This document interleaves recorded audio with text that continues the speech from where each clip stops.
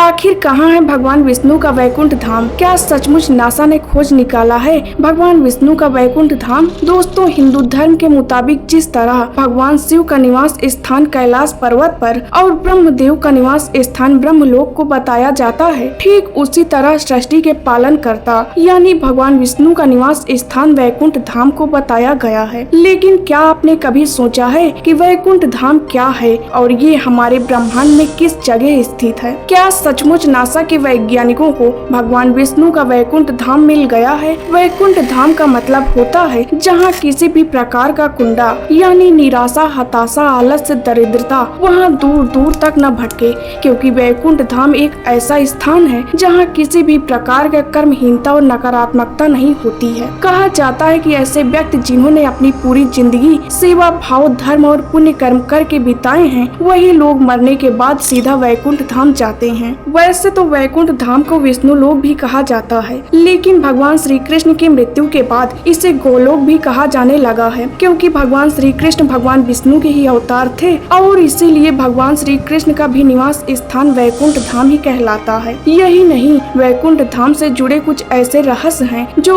आपको भी सोचने पर मजबूर कर देंगे कि क्या सचमुच सनातन धर्म में वर्णित हर स्थान की वंदतियाँ और हर बात सच है। दोस्तों, हिंदू धर्म के अनुसार ऐसा बताया जाता है कि हमारे ब्रह्मांड में वैकुंठ धाम 3 स्थान पर मौजूद है। धरती का वैकुंठ धाम, दोस्तों हमारी धरती पर मौजूद बद्रीनाथ, जगन्नाथ और द्वारिकापुरी, इन तीनों ही स्थानों को वैकुंठ धाम के नाम से जाना जाता है। लेकिन इन सभी धामों में सर्वश्रेष्ठ और हिंदुओं का सबसे पवित्र स्थान बद्रीनाथ धाम को बताया गया है। कहा जाता है कि बद्रीनाथ में भगवान विष्णु का सबसे बड़ा दरबार है, जहाँ हिंदू धर्म के सर्वश्रेष्ठ देव श्री बद्रीनाथ भगवान के पंच स्वरूप की पूजा अर्चना की जाती है। भगवान विष्णु के ये पंच स्वरूप को पंचवद्री के नाम से भी जाना जाता है। ऐसा बताया जाता है कि जिस तरह सतयुग में भगवान विष्णु बद्रीनाथ की स्थापना किए थे, उसी तरह द्वापर युग में भगवान श्री कृष्ण ने द्वारिकापुरी की स्थापना किए थे। वैसे कलयुग में जगन्नाथपुरी को भी वैकुंठ धाम कहा जाता है। ब्रह्म पुराण और स्तंभ पुराण की माने तो भगवान विष्णु यहीं पर पुरुषोत्तम नील माधव के रूप में अवतार लिए थे। समुद्र का वैकुंठ धाम, दोस्तों अब हम बात करते हैं दूसरे वैकुंठ धाम की, जो समुद्र में विलीन है, भगवान श्री कृष्ण की द्वारिका नगरी।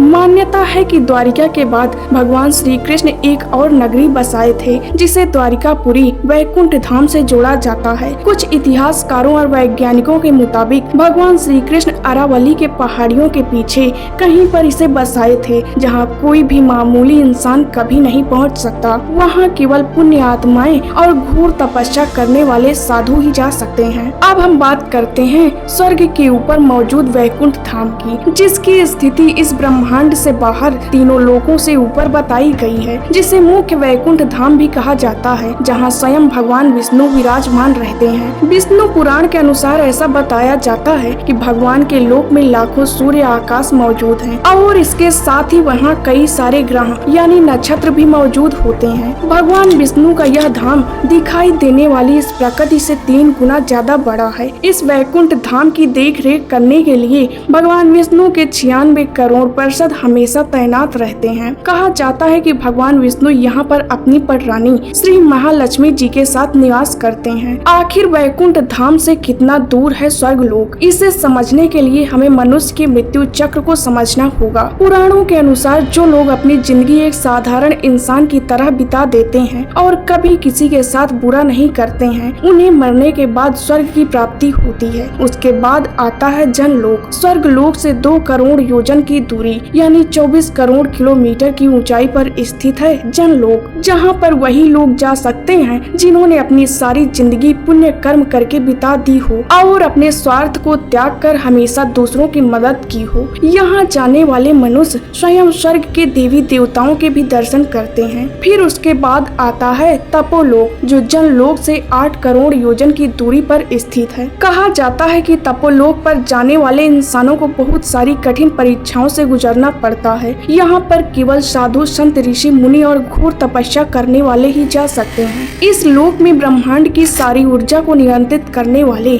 सभी देवी देवता भी रहते हैं, जैसे कि वरुण देव, अग्नि देव, पवन देव इत्यादि। इसके बाद शुरुआत होती है सत्यलोक की, जो कि तपोलोक से 12 करोड़ योजन की दूरी पर मौजूद है। कहा जाता है कि सत्यलोक वही जगह है जहाँ स्वयं इस सृष्टि के रचयिता ब्रह्मा जी निवास करते हैं। इस लोक में सिर्फ वही आत्माएं जा सकती हैं जो अपने पिछले जन्म जन्मांतर में कोई पाप न की हों। और अंत में आता है भगवान विष्णु का वैकुंठ धाम, जो कि सत्यलोक से 2,62,00,000 योजन की ऊंचाई पर मौजूद है। ये वही जगह है जहाँ स्वयं सृष्टि के पालन करता भगवान विष्णु शेषनाग पर मौजूद रहते हैं और ये सभी आत्माओं का अंतिम स्थान भी माना जाता है। हमारे ब्रह्मांड की सारी आत्माएं यहीं पर केंद्रित होती हैं। इस स्थान पर जाने वाली सभी आत्माओं को सीधे मोक्ष की प्राप्ति होती है और यहीं पर हमारे ब्रह्मांड का अंत भी छिपा हुआ है। ऐसा कहा जाता है कि यहाँ जाने वाली आत्माएं मृत्यु के चक्र से हमेशा हमेशा के लिए मुक्त हो जाती हैं। आखिर धरती से कितना दूर है वैकुंठ धाम? दोस्तों, हमारी धरती से लगभग कई प्रकाश वर्ष दूर